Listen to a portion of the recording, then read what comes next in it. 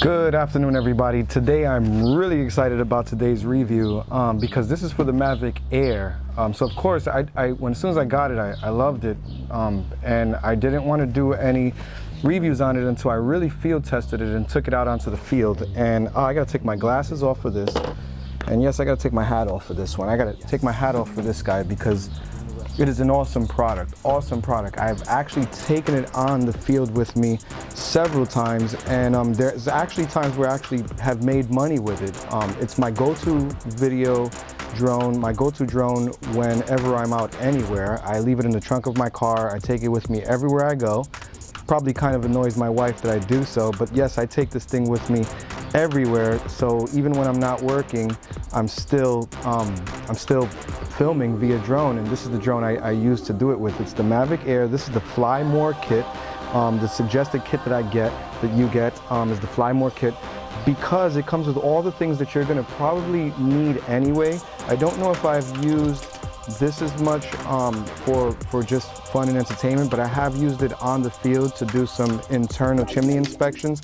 If you see, I put Velcro on it because I put the Arc 3 lighting on there, not for strobes, but to provide lighting for the drone as we go up and down different shafts of chimneys for inspection. So I've used it on the field, but I used it for fun. And yes, it's a camera, it's a drone that you can actually make money with. I suggest the Fly More kit because you get the extra batteries, you get the 2 cases, which are absolutely awesome. You get the charger, you get the car charger, which is in my car right now, so I don't have it on display over here. And then you get the joy of doing all these features that come along inside of it, such as, I think the one that stands out most is the asteroid mode. So I'll show you a preview of what the asteroid mode looks like over here. Yep, that's the asteroid mode. And it's just an awesome, awesome camera. I haven't gotten any filters for it yet, but here's something that I shot out on the field while I was out in the power plant. And this is something we swung around, and we were very interested in some remote dozers that they used out there. So we went and we shot that, and I says, you know what, let me use the Mavic Air. Because it wasn't a planned shot and it was the safest thing to do for risk assessment. So we took it out, we did that. It's a joy to use. So some of the specs, you know, I'll throw them up over here. And so this way you guys can see what I'm looking at. And just looking at, it's 430 grams. I'm sure that's without the collision protection over here. And it's foldable, so of course you can. But let's just get right down to it. The diagonal distance isn't as far as anything else. It claims to do, I think, 2 miles. I'm guessing, but really out in the field tested. Depending on what's in the area, you're only going to get maybe about 1,000 feet or so, depending on what's out there. The higher, of course, you fly, you get a little more distance out there, but at the same time, it's not something that I would send it way far out unless I'm absolutely sure I've went through the menus and made sure that I got the obstacle avoidance on and that the return to home is set higher than anything that it would hit. It does use the new APAS system, which works absolutely awesome. There's another drone out there that I was looking at with the collision avoidance system that works very well, but that's not what this review is about. This review is about the Mavic Air. So the collision avoidance on this is really good, and it has the APAS system, which in my mind what the APAS system does is, I think what it does is it actually it remembers some of its surroundings, unlike the regular collision avoidance, which is pretty static. It sees something, it stops, and it goes back, and it sees it again, it stops. I think this has like a buffer in it where it kind of records a small amount of its data from what's going on around it, and it uses that to move around things and to fly around things. So kudos to the APAS system. I don't know why they didn't include it in everything else, but that DJI tends to do that. They leave special, features for special products, such as the asteroid mode. So that's 2 things I really like about this, the APAS and the asteroid mode, the collision avoidance, which is awesome. I love having the controller. I don't use the Wi-Fi with the phone as much because I did do that testing out just to test it, but it got stuck in the air until I can get connection to it again with the Wi-Fi. So I don't use the phone directly to it, but it's really nice to know that you have that feature if you just want to take a small case out, attach it to your hip or something, and walk around with the drone without taking the controller with you. But honestly, the controller kind of fits right in there with it. It's a little bulky, but I usually do something like that and put the drone inside, and I carry both there. I rarely use the bag as much unless I know I'm going for a hike. So I don't use the whole bag as much, but I have used it sometimes, so it was good to have included into the kit. So yeah, this is an absolutely great thing. I was gonna just throw away the box. I was just gonna throw this box away. It's dusty because it's been sitting in the garage for a while, because I felt like I was never gonna sell it. And I also felt like, of course, it was beyond the time of return, and I knew I was keeping it. But I knew I would never sell it, but I kept the box anyway.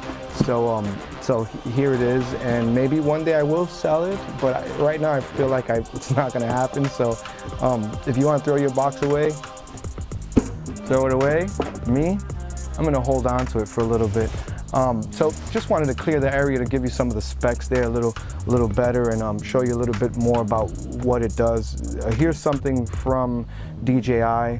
What they put up on their commercials, and yes, it's actually pretty good stuff, and it's definitely a recommended product. Just to go through some of the stuff while this stuff is playing in the background, the hovering time on it and the time on it in which you can fly is 21 minutes. Of course, that's dependent on winds. The max speed you're going to get out of it is 68.4 kph S mode. I think that converts to something like I'm not even gonna guess. If you guys know, leave it in the comments below. Tell me how fast is that in miles per hour. That's the no wind situation for S mode is 68.4 kph. In P mode it's 28.8 kph. In Wi-Fi mode it's the same, 28.8. You only get two modes on this. Obviously, that's on the controller. So you get two modes, which is the regular standard mode and the sport mode for flying. One of them is obviously almost twice as fast, which I have had to use the sport mode a couple of times to fight wind. When you do use the sport mode, though, it changes the way you record. The gimbal is not as good in sport mode, obviously, but it might be an effect that you might like using. The max ceiling is 5,000 meters. But of course, DJI always limits us to 1,640 feet, I believe. And this guy is not one of the guys that you want to send far away. It does work better when it's flying at you, the signal, because the way the antennas are placed. I should open this up and just show you the way the antennas are placed. You gotta make sure you bring these antennas down also. It does make a difference. You can't forget them, but the antennas are right there. And of course, that's at the front of the craft. So when you're kind of at the front of the craft, it performs a little better coming at you than when it's going away from you. That's that. The sensor on it is a 1 2/3 CMOS. It shoots at 12 megapixels. So it's pretty good for mapping. I have used it for mapping also. So it's in the field, and it's really good. I actually trusted it going further out than the distance than it has to the remote. So I like it for that. The ISO range is 100 to 3200 auto, 100 to 3200 manual. I haven't really messed with the ISO ranges because I don't shoot in the dark with it. I don't think it's a good camera for low light conditions. I know it's great for indoor stuff. I would put the APAS on. The shutter goes up to 1 in 8,000, which makes sense because it does do 120 frames per second when shooting in HD, actually in 720, I believe. So it does HDR. So it's got some pretty good features that really don't come with other high-end equipment. It shoots in 4K Ultra HD at 24, 25, and 30 frames per second, 2.7K, which I don't know who uses that these days. We usually use full HD, or we go right to 4K. But then you have the full HD that shoots in 1920 by 1080 at high, but that's where you pick up the 120 frames per second. Really smooth slow motion, which I've used. I've actually used this to shoot a golf course, and it was really nice to use the 120 frames per second while someone swings the golf club and knocks the stick really slowly, so that I actually used it for that. So some of these are usable stuff. The bit rate is 100 megabytes per second. You can shoot in RAW photo format. and the video formats are MP4 and MOV. I would have liked to see H.265 HVAC, but no, H.265 it does not function on that codec here. Would have been awesome because it does shoot a great 4K. So 4K with the 465 would have been great, but no, you don't get that here. The operating frequencies are 2.4 and 5.8 gigahertz. Honestly, I've only shot in 2.4, and I'm just looking at the stats now and didn't know it shot in 5.8. And there were times when I wish I would have knew that so I can shoot in 5.8. Sometimes you need that to cut through the buildings. It's a much higher frequency.